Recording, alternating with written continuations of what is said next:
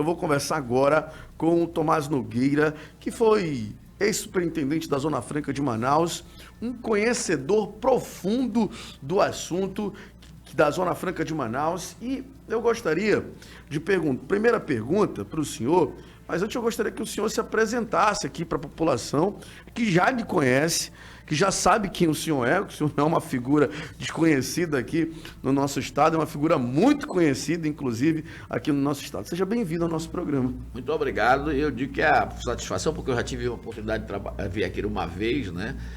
Então, conversar com os telespectadores, os ouvintes, hoje em todos os canais, seja o rádio, a televisão e a internet, né, atinge um público muito grande. É uma satisfação poder discutir isso, tentar informar ao público da situação que nós vivemos, porque eu entendo que ela é de grande relevância mesmo para a população amazonense, atinge a vida de todos nós. Eu sempre repito isso, quer nós sejamos profissionais liberais, se eu for um empregado do distrito, do comércio, se eu for um corretor de imóveis, se eu for um sapateiro, tudo isso gira em torno dessa âncora do Polo Industrial de Manaus. Eu tive a oportunidade de trabalhar tanto na Secretaria de Fazenda, com a gestão de incentivos fiscais, quanto na Secretaria de Planejamento, que são os dois órgãos do Estado que trata isso, e ao mesmo tempo há uma oportunidade de ser superintendente da SUFRAM. Então a gente acompanha isso de perto e pode dar uma pequena contribuição desse debate, com certeza. Olha, o senhor chamou o ato institucional do presidente Jair Bolsonaro como um ato de amadorismo, e que as empresas não estavam esperando esse amadorismo do governo federal. Eu gostaria que o senhor explicasse essa sua declaração para a população do estado do Amazonas. Amadorismo no sentido de que ele não considerou todos os aspectos econômicos envolvidos, ele não considerou sequer a capacidade de articulação do Polo Industrial de Manaus, ele não considerou os impactos que isso teria dentro de uma área que responde a mais de 16% do território brasileiro e que é responsabilidade dele gerir. Então foi uma escolha absolutamente amadora, assim. Um dia desse lembraram o professor Seráfico, que ele diz que o governo não erra, o governo faz escolhas. Então ele fez uma escolha amadora porque ele não conseguiu ver as etapas subsequentes, ele não conseguiu avaliar o dano que eles estavam fazendo e foi autoritário e amador. Isso é que é o ponto. E esse amadorismo que o senhor diz do governo federal, e o senhor explica por quê, ele ia trazer de prejuízo, falando em números de valor para a gente aqui, Tomás. Deixa eu te dizer uma coisa. O maior impacto é na competitividade. O Polo Industrial de Manaus é uma realidade que as pessoas não têm a dimensão. Ontem eu vi uma explanação muito boa do Jaime Benchimol, onde ele se referia, ele fazia esse esforço didático para tentar mostrar para as pessoas qual é o tamanho e a dimensão do Polo Industrial de Manaus. Porque a gente fala, e a gente conversou na vez anterior aqui, eu não gosto de falar em alternativas, mas de diversificação. Aí ele fala, por exemplo, na atividade do turismo.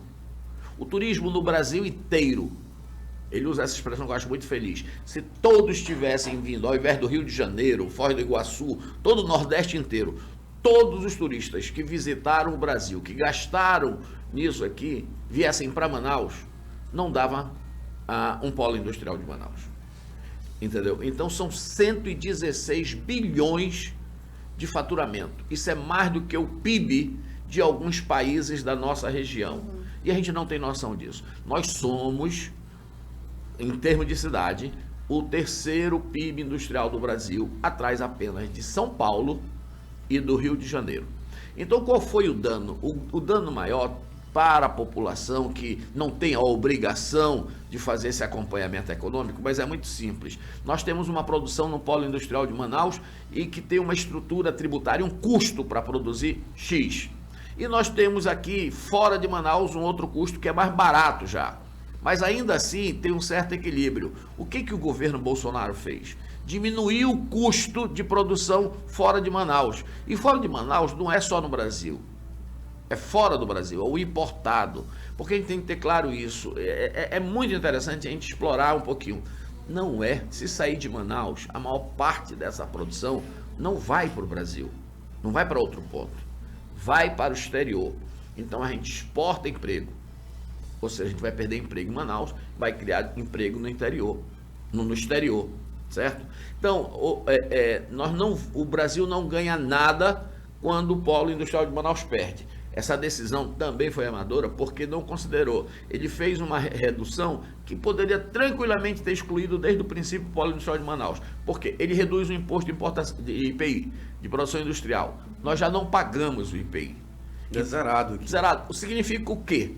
Ele fez isso para reduzir a inflação. Não vai reduzir um centavo no celular, não vai reduzir um centavo na motocicleta, não vai reduzir um centavo, não reduziu. Por quê? Porque eu já não pago esse imposto. Ele é apenas uma barreira para proteger a competição, para produzir na floresta. E a redução do decreto, que sejamos claros aqui, porque a bancada federal ligada ao Bolsonaro tentou fazer esse fake news para a população brasileira de que o decreto, a decisão do ministro tinha impactado em todo o decreto do presidente Jair Bolsonaro, o que não é verdade. Pronto, você colocou num aspecto importantíssimo. Eu trouxe aqui hoje, o Valor Econômico produz uma reportagem, uma matéria, que fala que isso vai gerar o caos tributário no país. Mas dentro da própria matéria, eu não sei se nós temos aqui. Você pode colocar? Coloque aí, por favor, pra gente. Por favor. Dentro da própria matéria tem uma opinião que eu acho absolutamente fundamental. Essa é a matéria. Olha o que ela diz. Decisão do Supremo Tribunal Federal sobre a Zona Franca pode criar caos tributário no país. Mas da segue. Economia, né? Ex-secretário da Receita, porém, concorda com a decisão do ministro Alexandre de Moraes, que reverte o corte de IPI para a Zona Franca de Manaus. O que ele diz expressamente no texto da matéria? Olha como isso é interessante. A decisão do Supremo está corretíssima, afirmou o ex-secretário da Receita Federal, Everaldo Maciel. Devolveu à área incentivada o diferencial de alíquota que determina a sua vantagem competitiva. Porque pelo que você falou, isso não afeta o resto do país, apenas devolve a vantagem competitiva para a Zona Franca de Manaus. O IPI de outros produtos que não são fabricados na Zona Franca de Manaus permanece reduzido. Mas é importante porque o Everardo Maciel é uma voz altamente qualificada que entende o debate e, ao invés de ficar reproduzindo fake news, ele recolocou de forma que a decisão do Supremo está absolutamente correta, né? Então é nisso que nós temos que trabalhar. Nós vamos ter, me permita avançar, por favor. Nós vamos ter esta semana, eu diria que até hoje, desdobramentos importantes. Por quê? A ABINE e a ABIMAQ, que está nessa matéria, vão questionar, devem entrar hoje. A ABINE, na verdade, já entrou com um requerimento pedindo a revogação da medida e pedindo para ser amicus curiae. O que é amicus curiae? É uma figura hoje que você pode acompanhar o processo. Eu não sou o titular da ação, mas eu posso acompanhar e fornecer informações. Amicus curiae quer dizer amigo da corte. Tá certo? E a ABINE quer participar para contestar as informações e para tentar modificar o desenho. Mais uma vez, eu creio que o Amazonas tem uma ação muito forte, razões muito consolidadas, mostrando que isso não causa dano ao Brasil, ao resto do Brasil, mas causa dano ao Brasil se alterar o polo industrial de Manaus. Tomás, o ministro Alexandre de Moraes, ele quer ele quer conversar com o Brasil em relação à Zona Franca de Manaus, né? A gente percebe na decisão dele que ele disse, assim, vamos fazer aí fóruns aí e discussão da Zona Franca de Manaus. Na minha opinião, é esticar uma corda que não precisa esticar essa corda, porque a Zona Franca de Manaus está tão... ela está protegida pela nossa Carta Magna. Sim. Você tem toda a razão, mas veja bem, qual é a intenção do ministro? Isso é uma lição importante para nós. Do ponto de vista de estritamente jurídico, você tem razão. A proteção da Zona Franca está na Constituição Federal.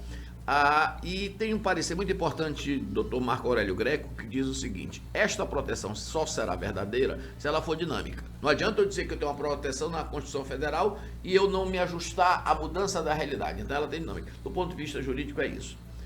Mas ele levanta um ponto importante, porque nas últimas decisões do Supremo, que eu concordo com você, não deveria sequer ser suscitado, mas levantaram a questão da validade da Zona Franca. Mas a validade foi protegida por mais 50 anos. Pois é, mas é a validade... E foi constitucional essa proteção. Mas esse é o ponto. É a validade fática. Faz sentido? O que significa para o país? Né? Então, eu digo que é uma oportunidade, porque o que nós estamos perdendo é a batalha da comunicação. Nós temos a proteção jurídica, eu não tenho a menor dúvida. Eu vou repetir, que eu acho que eu até falei que não tinha uma vez. É interessante essa batalha da comunicação. Você fala que os meios de comunicação de fora daqui, eles massacram... Não, você vê nessa matéria que nós temos hoje, eles chamam atenção para o caos tributário. Ele não chama atenção porque um técnico altamente competente diz que a decisão está absolutamente correta. Deixa eu te dar um exemplo que eu tive um embate com o ombudsman da Folha. Tá certo? Quando houve aquela decisão anterior de creditamento do IPI, o ministro Paulo Guedes foi dizer que o impacto era superior a 16, 20 bilhões de renúncia ano. E, no primeiro instante, a Secretaria de Fazenda repôs. Na minha visão era zero, porque isso valia desde sempre, então não tinha impacto, era só cumprir. Mas a Secretaria de Fazenda mostrou que isso era inferior a 100 milhões. 16 bilhões para 100 milhões tem uma diferença monumental. Toda a imprensa destacou 16 bilhões. O Globo deu uma notinha pequena que o ministro tinha mandado uma correspondência para o Congresso Nacional, retificando a informação dele. A Folha nunca retificou. Eu provoquei o ombudsman. Na verdade, era uma moça, né? Então não é um ombudsman, tinha um outro nome aqui e tal. Mas, enfim, nós tivemos toda a discussão e ela tergiversou e a Folha nunca corrigiu essa informação. Então a gente perde a batalha da comunicação. Eu vejo essa coisa do Alexandre de Moraes, só para dizer assim, como uma oportunidade. Para uma oportunidade de falar para o país. De novo, eles acham que isso aqui é uma enorme lambança, uma enorme maracutaia. Aí o que é o esforço que a gente faz? O esforço técnico é mostrar o que nós temos em termos de produção, o que tem em termos de verticalização. Eles falam em renúncia fiscal e nós mostramos que isso não é verdade. Por quê? Porque não se produz o que nós produzimos em Manaus se não for em áreas excepcionais dentro da economia ocidental. Eu repito isso, sou muito chato, mas hoje não se produz uma televisão nos Estados Unidos. Os Estados Unidos não produz um iPhone. Agora o Biden está fazendo um esforço de um programa que ele chama de Build Back Better, né? Trazer de volta a manufatura. Mas onde é que se produz? Na França, na Inglaterra, mesmo cenário. Quem produz é a Ásia. Nas economias ocidentais avançadas só se produz onde há incentivo fiscal. Então isso precisa ficar claro. Não é uma questão do Brasil. Nós só teremos essa produção que nós temos hoje aqui se nós tivermos esse desenho. Então nós temos de mostrar... Eu acho que se acaba aqui com esse modelo da Zona Franca, isso vira atinge, inclusive se torna aí ambiente fácil para se atingir outras medidas também em relação a isso? Você levantou um ponto importante que eu fui incompetente em te responder anteriormente. O amadorismo da medida é que eu quero retirar este modelo do mundo real, mas não coloquei nada em troca. Ainda não coloquei nada em troca. Eu tenho uma discussão, que é essa discussão que eu citei, né, o Jaime, é que nós temos de mostrar que tudo que nós fizermos é para acrescentar. Seja a piscicultura, a bioeconomia, a fruticultura, a mineração, isso é para acrescentar. Ok?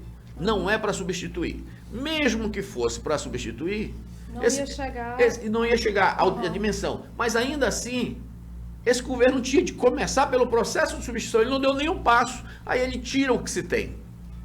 Você está entendendo? Então, para a tua pergunta, nós iríamos perder como país, nós íamos perder como sociedade, nós íamos ter um impacto econômico maior do que nós tivemos no passado com a queda da borracha. Porque a queda da borracha matou a sociedade amazonense. Okay? 50 anos, né? 50 anos de...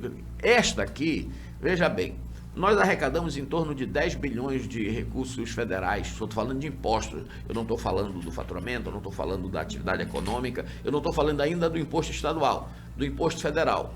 Mas apenas 26%, 27% fica no Amazonas. De novo, só poucos estados brasileiros têm essa relação de recolher mais impostos do que recebe. Então, se o Amazonas é um desses poucos, significa que o imposto que ele recolhe ajuda no desenvolvimento das outras regiões. Se eu mato essa galinha dos ovos de ouro, o impacto não é só no Amazonas. Outras regiões... Eu converso com Tomás Nogueira, que está falando sobre a Zona Franca de Manaus.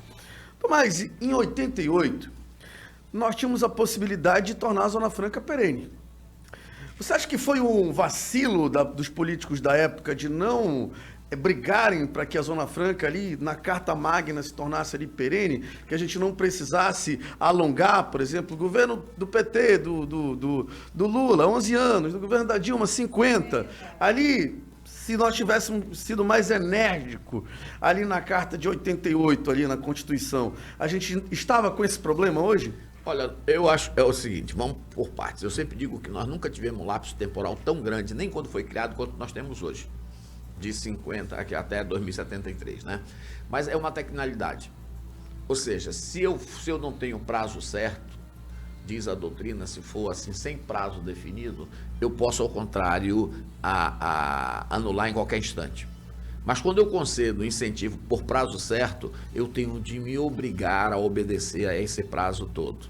Né? Eu acho que tinha, como você diz, caminhos para contornar, mas a tese vencedora foi essa. Se você colocar por prazo certo, você consegue proteger melhor. Imagina se nós não tivéssemos essa proteção, dessa dor de cabeça toda, né? Mas a sua opinião pessoal, como conhecedor do modelo da Zona Franca de Manaus, como é? O senhor acha que foi um erro ali em 88 de já não colocar de forma perene ali? Eu vou te colocar de outra forma. Porque você levanta uma questão que hoje se critica muito. É o contrário. Hoje se diz que nós somos dependentes do PIN, da Zona Franca, que já deu, que já deveria ter terminado e coisa desse tipo. Eu quero dizer para você que você tem razão. Porque, veja bem, se nós fizermos a análise, eu só não queria repetir porque eu acho que a gente conversou isso aqui, se fizermos a análise do PIN, ele faz sentido do ponto de vista econômico, porque ele arrecada mais do que gasta, digamos assim. Ele arrecada mais do que o turismo no Brasil inteiro. Ele arrecada. Então, essa coisa toda. Rapidinho, Thomas. Se fala de turismo, vamos investir no turismo, legal, eu acho ótimo isso. Qualquer dinheiro que entra é ótimo. Só que a Zona Franca de Manaus arrecada mais do que o turismo no Brasil inteiro. Sim. São Paulo, Rio de Janeiro, Nordeste inteiro, enfim, o frio. Nós já arrecadamos mais. E muito mais. Essa coisa. O grande problema do amazonense que não acompanha é essa falta de dimensionamento do tamanho do que é o PIN.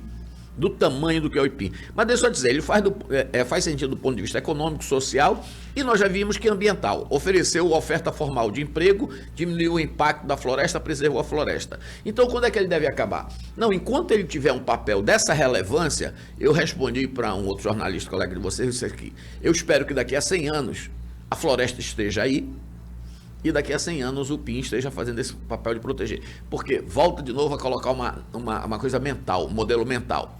Pega o Google Maps, foca a cidade de Manaus e vai dando o zoom inverso para você ver. Aquilo vira um ponto, certo? Uma ilha urbana que é um ponto e o resto é a floresta. Então, o que eu quero mostrar é o seguinte, a floresta que tinha em 67, quando foi criada, está aí ainda no mesmo estágio, não mudou, por conta deste papel econômico. Então tem um papel econômico relevante. Você tem razão. Na minha visão, nós deveríamos ter como mecanismo permanente. No entanto, 10 coisas de cada vez. Mesmo com este lapso de tempo tão grande, 2073 está muito longe, eu não vou estar aqui, né? Mas veja que nós temos problemas concretos. Então, 10 coisas de cada vez. Vamos resolver as nossas lutas, as nossas agressões hoje, para continuar discutindo. Até porque nós temos alguns problemas e defeitos no modelo. Mas a gente nunca consegue avançar nessa correção, porque nós estamos trabalhando na sobrevivência, nos nossos ataques. Só lembrando que a gente teve muito ataque também do governo do PSDB, né?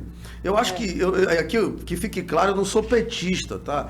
Quando começarem a dizer, o Alex está fazendo um discurso petista, a gente tem muita audiência, mas dá a César o que é de César. Durante o governo do PT, a gente teve menos impacto e tivemos que brigar menos para manter esse modelo competitivo que é o da Zona Franca de Manaus. Eu posso te dar um testemunho histórico. Eu já estava trabalhando nisso, Pedro Parente conduzia o Confaz, eu já estava lá, e ele tinha uma expressão que eu sempre repito. Ele dizia assim: o Brasil assumiu compromissos internacionais de equalizar, esse é um termo técnico, equalizar os impostos na fronteira.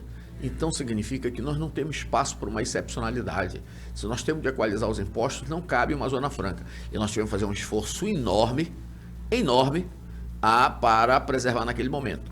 E é complicado falar o que eu vou falar aqui agora, justamente pelo momento eleitoral, essas regras todas, mas eu lembro que o nosso senador, o Arthur, um dos melhores quadros que o PSDB já gerou, foi líder do governo, foi secretário-geral da presidência, o PSDB se utilizou dele, mas não conseguiu dar um dia de prorrogação da Zona Franca de Manaus. E de sossego. E de sossego. Não deu um dia. Isso é fato. O governo do Lula, no primeiro ano, fez a primeira prorrogação de 10. Entendeu? Então a gente tem distinções aí nesse sentido, como você diz. Não é puxar para um para o outro, são dados históricos. Exatamente, são dados e quem quiser lá consultar, vai lá consultar. O presidente Lula aumenta 11 anos, a presidente Dilma alarga isso 50 anos depois, ou seja, nós tivemos aí um momento de tranquilidade para a Zona Franca de Manaus. Mas de novo eu quero aqui dizer, nós temos de olhar para o país, não falar apenas para o nosso umbigo e dizer que essas decisões foram tomadas porque a Zona Franca faz sentido. Então nós precisamos travar essa batalha, nós precisamos mostrar isto. Esse é o nosso desempenho, porque senão nós vamos apanhar da imprensa nacional. É aí que é outra pergunta que eu faço para você, que eu ia fazer ali naquele primeiro bloco. Nós estamos apanhando da imprensa nacional, que a imprensa nacional basicamente é São Paulo. A imprensa nacional é São Paulo, Rio ali, que é onde acontece realmente, aí você vai ver os meios de comunicação, os maiores meios de comunicação estão situados nessas duas cidades. E nós estamos recebendo um ataque agora de São Paulo novamente com o ICMS. Estão proibindo comprar ali os produtos aqui da Zona Franca, o São Paulo, um ataque ali, não federal, mas um ataque estadual. De um estado para um outro estado. É como se a Zona Franca fosse inimiga do resto do Brasil. Você tem toda a razão. O que precisa ficar claro, e às vezes a população amazonense subestima, é superdimensionado esses ataques à Zona Franca. Não, não é. Não é. Nós temos problema tanto no dia. Agora deixa eu tentar explicar para a população o que é que acontece. Quando a Zona Franca foi criada, a Lei 24 de 1975 disciplinou como é que os estados iam conceder incentivos fiscais. A regra básica é o seguinte: só concede incentivo fiscal se for por unanimidade, se todos os outros estados concordarem. Aí tem o artigo 15, que diz o seguinte, que o estado do Amazonas pode conceder para as indústrias, não para tudo, mas para as indústrias, sem consultar o Confaz, ok? Essa é a regra que vale porque é uma lei complementar. Quando vem a Constituição, todos os outros estados reconhecem que essa lei continua em vigor, está válida. Mas São Paulo fica questionando o tempo todo. A despeito, entenda bem, de nós já termos no Supremo manifestações, decisões que dizem que a Lei 2475 está valendo. Mas São Paulo faz uma guerra de guerrilha e nega a validade aos incentivos fiscais do estado do Amazonas.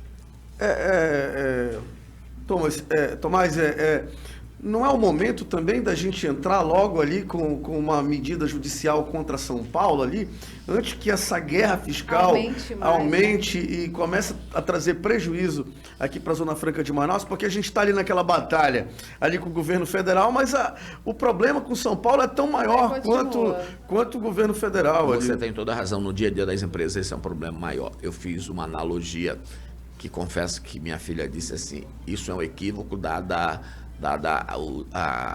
o drama humano que está envolvido. Mas aqui eu vou cometer essa coisa politicamente incorreta. Eu disse que nós temos uma questão, negociando com o governo federal, nós temos uma razão ucraniana para resolver os problemas e uma razão russa. A razão ucraniana é que nós estamos lutando pela nossa terra, que nós estamos lutando pela nossa sobrevivência, né? E a razão russa... Isso em termos de governo federal. Governo federal. Que a razão russa é que nós temos um botão vermelho. Porque, ou seja, eu digo que nesse conflito a Rússia não vai ganhar, mas não vai perder. Ela não consegue perder porque ela tem alguma das armas mais poderosas do mundo, né? E eu disse para o governo federal que nós tínhamos um botão vermelho, que era ir para o Supremo, certo?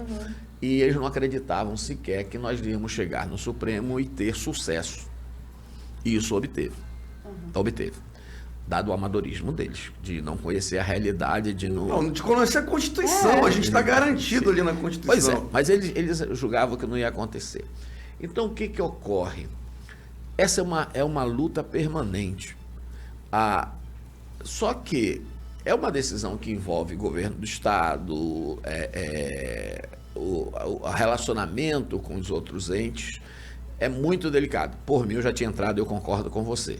Você fala de São Paulo. São Paulo. Porque eu acho que o perigo de São Paulo é tão real quanto o federal. O que nós estamos vivendo nesse instante, o que eu quero dizer é o seguinte, é tipo uma guerra dessa natureza. É um ataque pelo norte, um ataque pelo sul, e nós temos de nos defender. Nós temos de nos defender. E é muito mais complexo. Por quê? Por que fica complexo? Porque na batalha da comunicação vai ficar que nós queremos tudo. A percepção para a sociedade brasileira é que esses caras atrapalham a nossa vida de tudo quanto é jeito. Lá vem eles de novo. Você está entendendo? É complicado. Mas aí a gente não vai perder não entrando, porque São Paulo ali é uma medida de Estado. Eles disseram, não vou comprar e não vou e acabou. Não, e é importante porque São Paulo compra de 50% a 60%, mesmo quando depois desloca para outros centros. Então isso é absolutamente fundamental. A PGE já está trabalhando nisso, eu acho que o juiz é de conveniência, eles estão dialogando com São Paulo, estão tentando resolver na base do diálogo, é uma etapa necessária, mas ela vai ser vencida e a gente vai ter de discutir isso no judiciário, não tenho a menor dúvida. Eu também acho, por exemplo, quando começou essa batalha judicial em relação... Judicial não, quando começou esses ataques contra a Zona Franca de Manaus, primeiro ali, aí depois foi com o feriu de morte, que foi o último decreto que entra ali nos concentrados, e ali, pelo amor de Deus, a gente está falando ali de 15 mil empregos ali, diretos e indiretos, para o estado do Amazonas. Parece pouco, mas para a nossa realidade é muito grande. E nós estamos falando de 500 mil pessoas que são beneficiadas direta e indiretamente com a Zona Franca de Manaus. O que é interessante no concentrado é que ele começa a fazer o que todo mundo pediu. Nós não estamos falando de diversificação, nós não estamos falando de utilização dos recursos regionais, naturais, no processo produtivo. Este modelo começa a fazer, ou já é realidade, daquilo que nós queremos generalizar, que é utilizar os recursos naturais, inclusive do interior do estado, no processo produtivo. Então é extremamente danoso. Ele tem preocupação com aspectos fiscais, de planejamento tributário? Senta na mesa, discute. Eu tenho certeza. Hoje eu não tenho mais o vínculo, que eu sou aposentado, com a Secretaria de Fazenda, mas a Secretaria de Fazenda do Estado e os técnicos da SUFRAMA têm competência para desenhar algo que seja ganha-ganha. É amadorismo, de novo, você fazer, zerar e achar que não vai acontecer nada. Pois é, Tomás, mas não dá para a gente sentar na mesa, negociar, já lá com o nosso processo ali do Supremo, aí já lá com a nossa ação no Supremo? Não, isso foi importante, você tem razão, ou seja, para trazê-los à mesa. Eu quero registrar uma coisa que você tocou lá na frente e tal. Eu trabalho com isso, eu estive na Secretaria de Fazenda desde 82. Desde 94 eu tive função de gestão até me aposentar. Eu nunca vi um ataque deste tamanho. Vamos deixar claro, eu nunca vi um ataque direto deste tamanho do governo federal. Eu nunca vi um governo que não tinha capacidade minimamente de ouvir os aspectos técnicos da área. Então, há uma visão, sim, de que o modelo Zona Franca é uma excrescência econômica, na visão deles. E, por isso, precisa ser extirpado. Mas eu fico com a manifestação da ministra Rosa Weber, que eu acho que é muito interessante. O que ela diz muito claramente: a Zona Franca de Manaus é, sim, um recorte no desenho econômico tributário do país. Mas é uma decisão do Constituinte. A ninguém é dado a negar a Constituição da República. Não é uma autoridade temporária que vai dizer que essa parte da Constituição vale e a outra não vale. Essa é a parte do ponto de vista estritamente jurídico. A outra parte é mostrar para o país a validade da Zona Franca. Eu digo que eu discuto em qualquer fórum sobre a Zona Franca de Manaus. Fazer a prorrogação de 50 anos não foi tão fácil. Nós discutimos com as agendas econômicas dos grandes jornais do país, nós fizemos audiências públicas, então foi um debate. Isso tem de... Foi convencer 500 deputados a dizer, olha, aqui nós somos a Zona Franca, nós mantemos a floresta em pé e outros argumentos, né? Todos os outros argumentos. Eu tenho a satisfação de ter participado. Não tem um protagonismo desse ou daquele, mas nós participamos com as universidades locais, OEA, debates. Eu lembro que teve uma audiência pública na Câmara Federal que tinha um deputado que estava cheio de dados ali, com o computador aberto na nossa frente. Como hoje ele é nosso aliado e é lá do Nordeste, eu não vou citar o nome dele, mas ele estava lá predisposto. No meio do debate, ele fechou o computador e discretamente se retirou da sala. Eu lembro que o Paulo Derney, naquela altura, dizia assim, cita o nome dele, pede para ele ficar. Ou seja, com debate, a gente mostra que vale para o Brasil. Mostra. Entendeu? Nós estamos conversando com Tomás Nogueira, que a sua apresentação já foi dita aqui, né? Entende muito bem desse assunto da Zona Franca de Manaus, mas o senhor tem acompanhado de perto, acho que ninguém tem acompanhado, que não tem um mandato, tem acompanhado mais de perto essas reuniões, tudo que está acontecendo com a Zona Franca de Manaus até agora, este momento. Eu queria que o senhor explicasse todas as reuniões que o senhor já foi em Brasília e quais são as próximas, o que o povo do Amazonas ainda pode esperar desse capítulo envolvendo a Zona Franca de Manaus, que tem um subcapítulo agora que nós discutimos no bloco passado, que é de São Paulo. Mas eu queria que o senhor fizesse um resumo sobre todos esses dias de luta. Olha, eu fui solicitado a dar um suporte à bancada e a primeira reunião que eu participei foi reunião com a bancada, estavam todos os senadores. E aquela que demorou bastante, né? Uhum, exatamente, né? E então foi feita ali uma primeira análise, quais seriam os caminhos possíveis para que a gente fizesse a preservação. Havia também, por exemplo, colocado na mesa a questão de um eventual decreto legislativo. Tudo isso foi analisado, mas o decreto legislativo ele tem uma limitação. Ele, no máximo, anula. Esse decreto legislativo, ele seria como? Na verdade, o decreto legislativo ele é possível quando identifica que o executivo extrapolou das suas atribuições. Mas ele só tem um aspecto. Ele anula. Ele não coloca nada no lugar, digamos assim. Quem iria votar esse decreto legislativo? Primeiro, esse é outro ponto. A avaliação é que no Senado Federal o decreto tinha chances de passar, mas baixo nível de chances na Câmara Federal. Então, ele não constrói, ele não vai ser um efetivo instrumento, ia jogar o país contra a gente. Se não tendo o impacto, dizem que tem, no resto do país, nós já ficamos com parte do imprensa contra a gente, né? Imagina se nós realmente anulássemos o decreto. Se nós anulássemos o decreto, a redução do IPI para aquilo que a gente não produz também ia ser anulada. Para carro, automóvel e tal, que nada disso foi vencido. Então, depois de muita discussão, você tem razão, não é simples sintetizar todos os aspectos, e decidiu-se por uma ação direta de inconstitucionalidade, até porque naquele instante o governo tinha decidido, o governo do estado tinha decidido avançar mais no diálogo.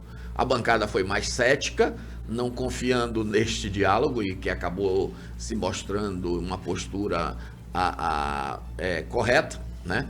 Então decidiu entrar com a ação. E o passo seguinte foi identificar com quem é que poderia, ou quem assinaria, quem é que faria, quem daria o suporte, né? Mas, ao fim e ao cabo, nós, trabalhando junto com o Dr. Farid Mendonça, que trabalha hoje no Senado, nós desenhamos a base da ação. Né? Que foi protocolado pelo Solidariedade. Foi protocolado pelo Solidariedade. Mas vocês construíram essa ação. Porque, veja bem, por mais boa vontade que os advogados do Solidariedade tivessem, né? Isto importante falar isso, porque ninguém falou sobre isso ainda. Tomás Nogueira. Isso é a primeira vez que está se falando na imprensa amazonense, isso, porque, na verdade, se imaginou... Mas eu não quero diminuir nenhum instante o gesto do Solidariedade e dos advogados do Solidariedade. E a grandeza, né? Isso, porque Solidariedade é um partido, basicamente, paulista. E eles enfrentam ali o seu reduto eleitoral. Olha...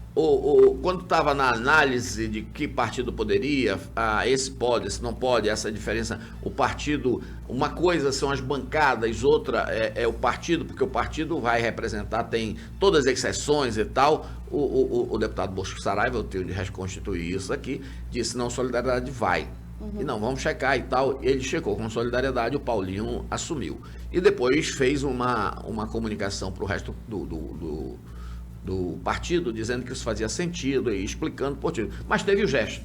E eu acho que a gente não pode... Teve alguém da bancada ali, do Solidariedade, que foi contra ali? Você não tem conhecimento? Porque é uma coisa muito interna também, né? Não estou dizendo que não houve. Eu não tenho conhecimento.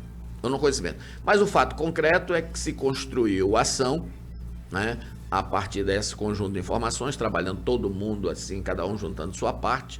A ação foi colocada e teve uma questão do time muito interessante, porque entre a decisão da bancada de entrar com a ação e efetivamente entrar, o governo do estado decidiu entrar com a sua, que já estava pronta.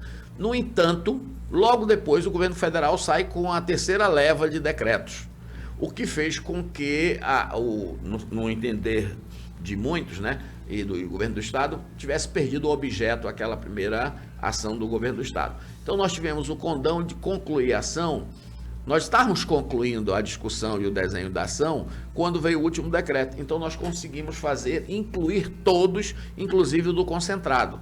Então isso foi muito importante, né, discutindo todos os aspectos. Então foi essa a primeira reunião. A bancada se reuniu, a partir disso, com o ministro Alexandre Moraes, foi explicar, né, ao ministro Alexandre de Moraes as razões, tá certo? E teve, digamos, a felicidade de ter a sensibilidade do ministro de fazer algo que, como você está vendo aqui, Everardo Maciel falando, tomou uma decisão absolutamente correta, né? Eles voltaram, foram 2 reuniões com o ministro Alexandre de Moraes. A última semana passada, né? A última semana passada, né? E depois já se reuniu, você está querendo um cronograma das reuniões, houve uma reunião em Brasília com a bancada e as entidades que representam as indústrias. A Eletro estava presente, na pessoa do Jorge Junho, a Abraciclo estava presente, com Paulo Takeuchi, e a ABIR, que é de refrigerante também, com Vitor Biner, né? Então estava tudo isso. Agora estava também lá a Abine, que é nossa adversária histórica, representada pelo Humberto Barbato, que prometeu todo o apoio à Zona Franca, mas no final de semana entrou com amicus curiae e entrou com pedido de anulação da liminar. Entendeu? Então isso é interessante que a gente... Isso também é um furo, Isso é um furo também. Quer dizer que entraram já com pedido como liminar para derrubar a decisão do ministro Alexandre de Moraes. Na verdade, o que ela fez? Ele fez um expediente, porque ele não é parte. Ele não é parte. A Abine não é parte. Mas ela mandou um expediente dizendo que isso causa problemas para o país e pedindo a anulação. E, ao mesmo tempo, entrou com outro pedido para ser amicus curiae, ou seja, acompanhar a ação. Realmente essa é uma informação que eu diria que o Amazonas ainda não tem registrado, né, que a gente traz aqui, e por isso que eu disse que vai ter desdobramentos. Essa semana deve esquentar de novo um pouquinho a briga judicial, né? É o que está acontecendo em Brasília nesse instante. Interessante eu fiquei aqui que eu imaginava que ninguém ia entrar, porque você não acha que isso é manobra do governo federal usando aqui a Abine? Assim, tipo, você pode... porque é uma analogia que a gente pode fazer. Não, é fato, mas o problema é o seguinte, o governo federal vai ter de ter a voz dele, ele vai ter de contestação. Mas para não ter ali para não contestar de forma direta ali a ação ali, ele usa ali uma entidade para entrar ali. Deixa eu avançar um pouquinho com você aqui. A gente é bom ter confessar uma coisa para você. Eu não gosto muito de entrevistas muito curtas, porque não consegue abordar todos os aspectos. Mas a gente sentar aqui à mesa e discutir é o seguinte: o que eles estão colocando hoje para você entender? O que nós pedimos? O traço distintivo de produzir na Zona Franca é o PPB. Eu só posso ter incentivo fiscal, ganhar os incentivos fiscais federais, se eu tiver um projeto aprovado na SUFRAMA, correto? E só aprova um projeto na SUFRAMA se aquele produto específico pode ser esta xícara, mas é preciso ter um processo produtivo para esta xícara, ok? Então o que nós fizemos? O traço distintivo da produção da Zona Franca é o PPB. Então nós solicitamos que aquilo que tivesse PPB, que fosse produzido na Zona Franca de Manaus, fosse excluído da movimentação do decreto. Ok. O que está se alegando no bastidor? Olha, não dá para saber o que tem PPB e o que não tem PPB.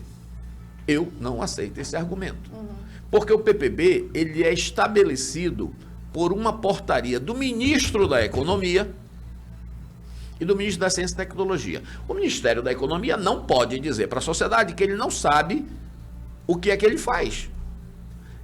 É admitir também que o Fisco Federal, ao trabalhar e verificar nessas empresas, ele não verifica se o produto tem PPB ou não. Ora, significa dizer que, então, a lei determina que a exigência do PPB, ninguém fiscaliza isso, então como é que eu vou verificar se esse produto tem PPB ou não tem PPB? Pode ser que eu produza sem PPB? Não existe isso, não existe essa possibilidade. Então é isso que eles estão querendo fazer hoje, para entender o que você vai ouvir durante essa semana. O que você vai ouvir durante essa semana é que a decisão não tem como implementar, porque não tem como identificar o PPB. Falso.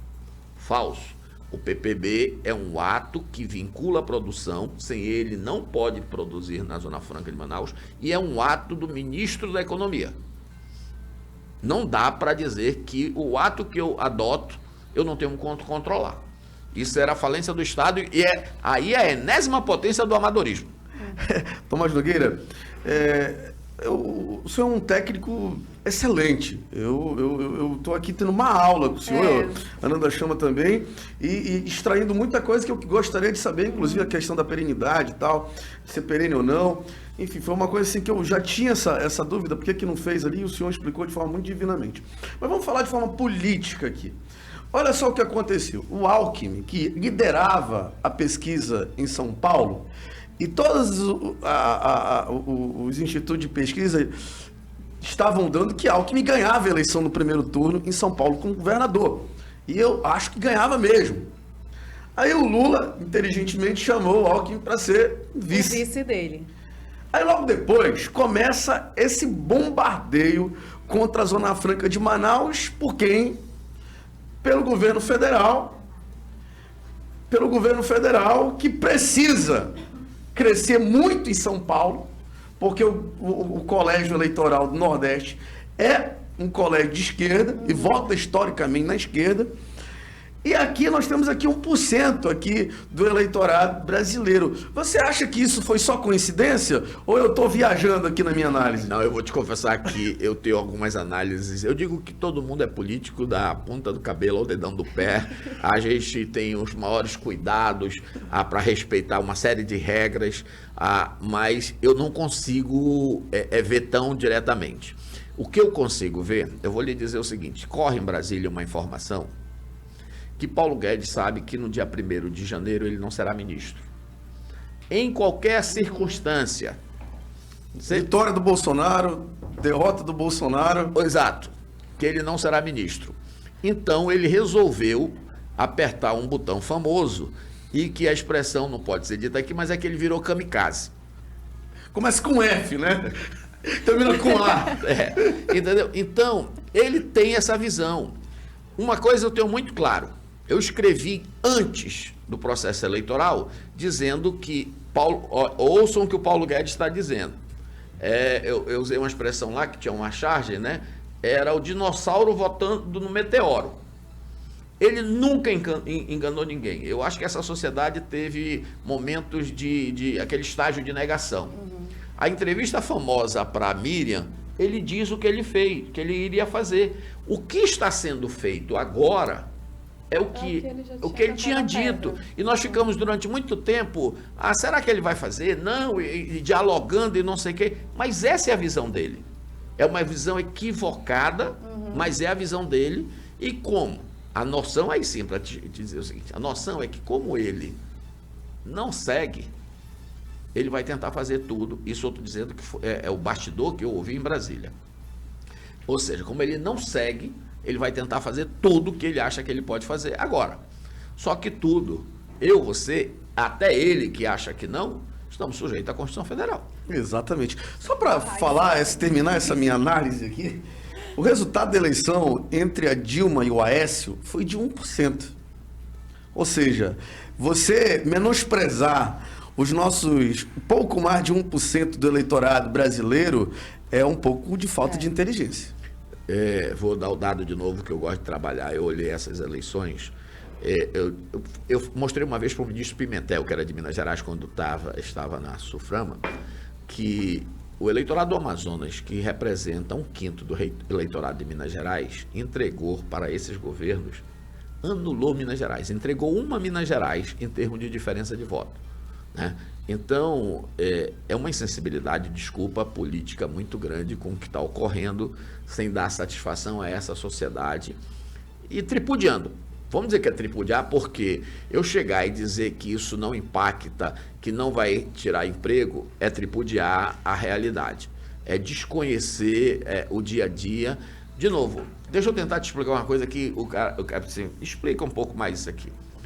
Quando você afeta a competitividade, ou seja, você reduziu a carga de custo de que produzir fora de Manaus, tem dois efeitos. Ou você transmite para o preço. Se você transmitir para o preço, que a gente não acredita muito nisso, que não aconteceu, e eu alertei que poderia virar margem, mas digamos que transmita para o preço. Se transmitir para o preço, faz o que eu chamo, alerto, de comprar mercado. É isso que o termo da economia fala, ou seja, eu estou usando um custo bem pequeno, uma margem mínima para eu ganhar mercado. Então, se transferir para o preço, vai comprar mercado. Se comprar mercado, significa que as nossas empresas vão perder mercado. Se vão perder mercado, vão perder faturamento e impacta emprego. Mas a hipótese maior é que isso não seja transferido. Se não for transferido, qual é o que vai acontecer? As empresas, ou importado, vão ter um resultado melhor. E a empresa que está em Manaus vai se perguntar, por que eu não vou importar ou por que eu não vou produzir onde eu tenho um resultado melhor? E aí isso gera realocação, perda de emprego de novo. Então, dizer que não causou dano é tripudiar, entendeu? É isso que eu acho. Tomás Nogueira, muito obrigado pela entrevista. Confesso que foi uma entrevista muito produtiva do ponto de vista técnica sobre a Zona Franca de Manaus. Eu saio dessa entrevista mais inteligente. Muito obrigado mesmo. Muito obrigado, eu estou à disposição sempre de participar. Eu acho que é um dever nosso tentar democratizar essa informação, que ela é muito árida, muito chata, muito técnica. Mas eu acho que a gente tem de tentar colocar no dia a dia das pessoas para entender qual é a importância. Eu estou à disposição sempre de vocês. Muito obrigado pela oportunidade.